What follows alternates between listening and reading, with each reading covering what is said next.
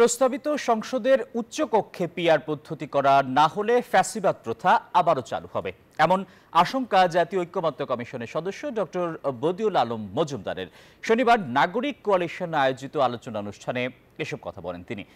NCP বলছে, শুধু PR পদ্ধতি হলেই হবে না, উচ্চকক্ষে যাদের সদস্য করা হবে নির্বাচনের আগে তাদের তালিকা প্রকাশ করতে হবে দলগুলোর।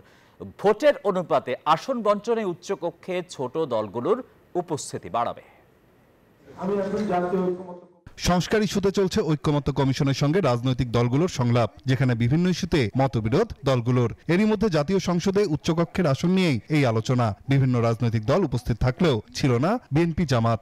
সাংবিধানিক প্রতিষ্ঠানগুলোকে আমরা ক্যাপচার্ড হতে দেখেছি। মাতৃভাষা ইনস্টিটিউটে নাগরিক কোয়ালিশন আয়োজিত এই আলোচনায় অংশ নেন নির্বাচন ব্যবস্থা সংস্কার কমিশনের প্রধান ডক্টর বদিউল আলম মজুমদার। অংশ নেন এনসিপি, এবি পার্টি, ইসলামিক আন্দোলন সহ বিভিন্ন ডান ও বাম দলের নেতারা। প্রধানমন্ত্রীর হাতে ক্ষমতাটা একটু কমিয়ে নিয়ে আসা। দলগুলো বলছে, নির্বাচনের আগে উচ্চকক্ষের প্রস্তাবিত সদস্য তালিকা দিতে হবে।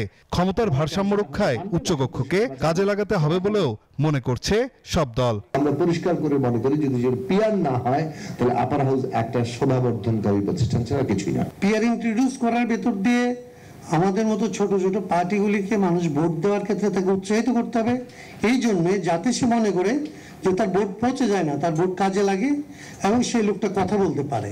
কিছু প্রপোজালের ক্ষেত্রে ওনাদের কাছ থেকে আমি একটা সুর পাই যে এটাকে বিএনপি এগ্রি করবে। দুর্ভাগ্যবশত যখন আলোচনায় যাচ্ছি তখন মনে করছে কেউ কেউ যে আমাদের ক্ষমতা তো হ্রাস হয়ে যাচ্ছে, কারণ ওই যে বললাম, ওনারা অ্যাবসেন্ট মাইন্ডেড নিজেদেরকে ক্ষমতাসীন দল হিসেবে ভাবছেন। জনগণের চাহিদার আলোকে আমরা একটা নতুন বাংলাদেশের দিকে এগিয়ে যেতে পারি, সেইভাবে সবাই চিন্তা করবেন। এ সময় নির্বাচন সংস্কার কমিশনের প্রধান ডক্টর বদিউল আলম মজুমদার বলেন, পিআর উচ্চকক্ষ ভোটের অনুপাত অনুযায়ী হলে জনমতের প্রতিফলন করতে পারে। আসন সংখ্যার ভিত্তিতে হয় তাহলে এটা পুরোপুরি পণ্ডশ্রম। এটা ওই যে উচ্চকক্ষটা হবে নিম্নকক্ষেরই রেপ্লিকা। রাজনৈতিক দলদের যদি মনে করিয়ে দিতে পারি যে তোমরা কিন্তু এক নায়িকতা করে পার পাবে না, জনগণের সেই জায়গা রয়েছে প্রশ্ন করার, তাহলেই আমরা এক সময় সার্থক হব। সংবিধান সংশোধনের ক্ষেত্রে দুই কক্ষের অনুমোদন লাগবে। উচ্চকক্ষের মূল দায়িত্ব নিম্নকক্ষের সঙ্গে একটি তদারকিমূলক সম্পর্ক তৈরি করা, যা বাস্তবায়নে সকল রাজনৈতিক দলকে একমত হতে হবে বলেও মনে করছেন আলোচকরা। উচ্চকক্ষ কি ডাম্পিং গ্রাউন্ড হতে যাচ্ছে?